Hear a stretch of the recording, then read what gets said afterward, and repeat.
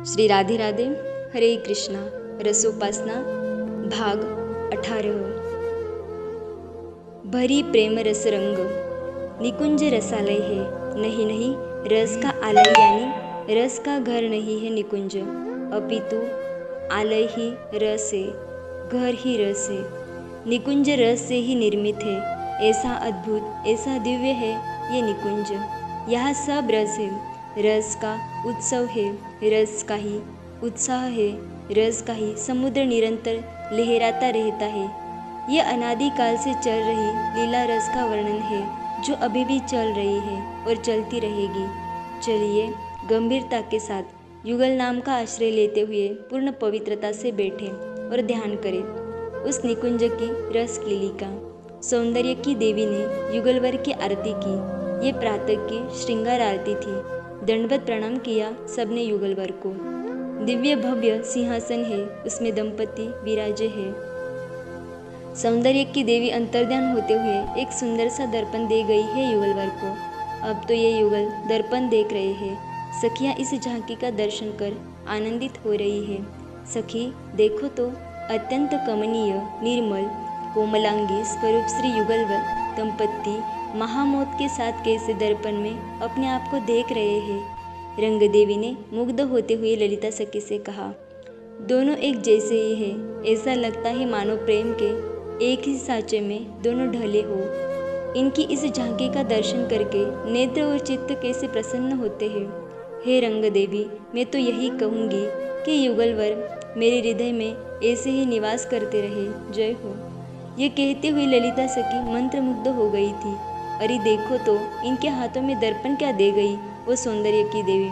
ये तो दर्पण छोड़ ही नहीं रहे, अपने अपने को देखकर कैसे आनंदित हो रहे हैं। और दर्पण देखने में इन युगल के दोनों कपोल कैसे जुड़ रहे हैं, कैसे गलवैया दिए अपने आप को ही निहारने में सब कुछ भूल गए हैं। क्या उपमा है इस छवि की, बताओ तो, रंग देवी से सुदेवी ने पूछा था। उपमा ही लज्जित हो जाएगी, क्या उपमा, रंग देवी हंसती हुई बोली। इन युगल को देखकर तो मैं भी सब कुछ भूल गई। इंदुलेखा सखी ने कहा, नीले वस्त्र प्यारी के और पीले वस्त्र श्याम सुंदर के, और ऊपर से मुकुट और चंद्रिका की शोभा बस मन को मोहित कर रही है, हम क्या कहें। विशाखा सखी ने कहा, ऐसा लग रहा है मानो बादल की घटा, बिजली की छटा और इंद्रधनुष की शोभा, ये तीनों मिलकर एक हो गए हो। क्या दिव्य लग रहे हैं ये। सखी मेरे पास तो अब कोई शब्द ही नहीं है, अब कोई कुछ मत बोलो, सब आनंद से इस रूप छवि का पान करो अपने नैनों से। सब सखियाँ चुप हो गई, यहाँ तक कि पक्षी भी मौन हो गए और सब इस झांकी का दर्शन करने लगे थे। हे प्यारे, हम दोनों में से नेत्र किसके सुंदर है। एकाएक दर्पण देखते हुए श्याम सुंदर श्री जी से बोल पड़े थे। ये कोई पूछने की बात है प्यारे, नेत्र तो मेरे ही सुंदर है, श्री राधा जी ने तुरंत कह दिया।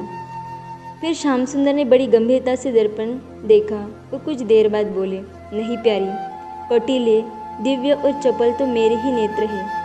नाना प्रियतम, झूठ मत बोलो, सच जो है वो कहो और ध्यान से देखो। तेजपूर्ण कटीले नयन तो मेरे ही है।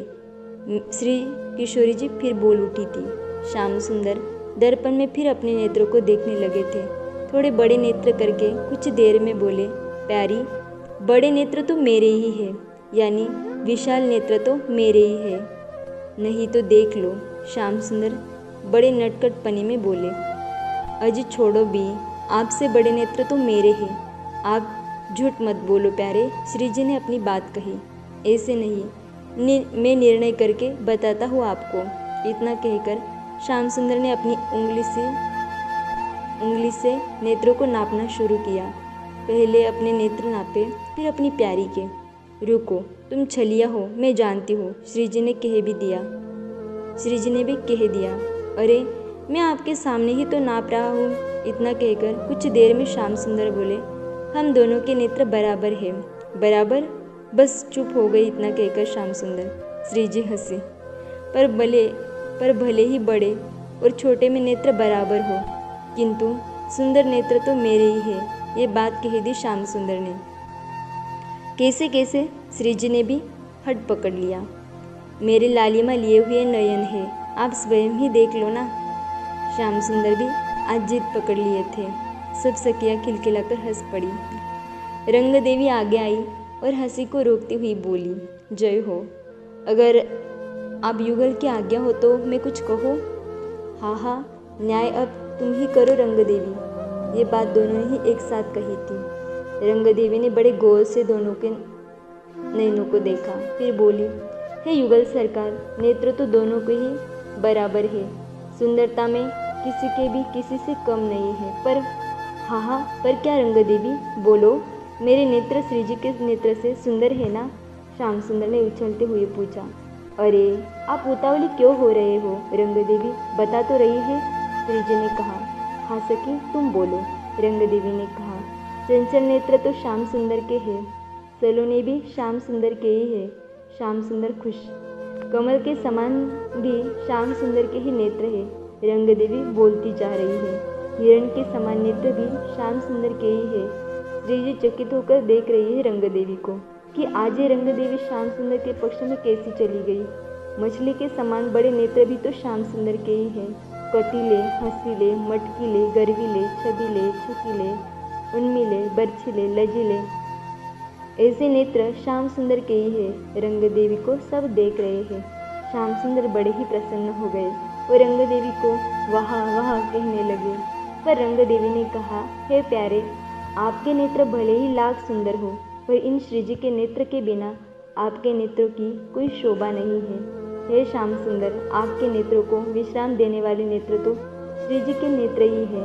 जब तक आपके ऊपर श्री जी के नेत्र नहीं पड़ते, आपके नेत्रों की बेचैनी दूर कहाँ होती है। इसलिए नेत्र भले ही आपके सुंदर हो, पर आपके नेत्रों को भी सुंदरता प्रदान करने वाले नेत्र श्री जी के ही है। श्याम सुंदर रंग देवी की चतुराई पर रिझ उठे थे। श्री जी मुस्कुरा रही थी। समस्त सखियाँ जय जयकार कर उठी थी।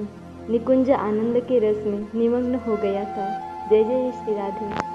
शेष चर्चा हम कल श्रवण करेंगे। तब तक के लिए राधे राधे, हरे कृष्णा।